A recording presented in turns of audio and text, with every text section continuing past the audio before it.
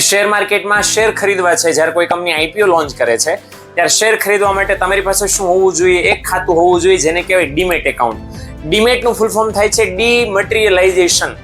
એટલે કે મારે કોઈ પણ કંપનીના શેર, ડિબેન્ચર, બોન્ડ ખરીદવા હોય તો એ હું ખરીદી શકું.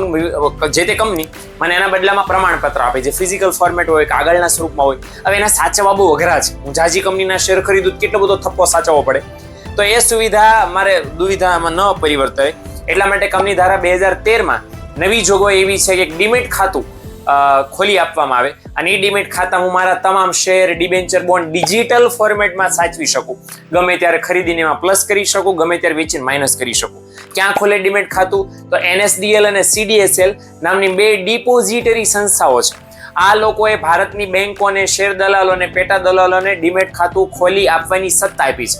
તો હું કોઈ પણ બેંકમાં જઈ શકું, મારું ડીમેટ ખાતું ખોલાવી શકું અને શેર માર્કેટમાંથી શેર ખરીદી અને વેચી શકું છું.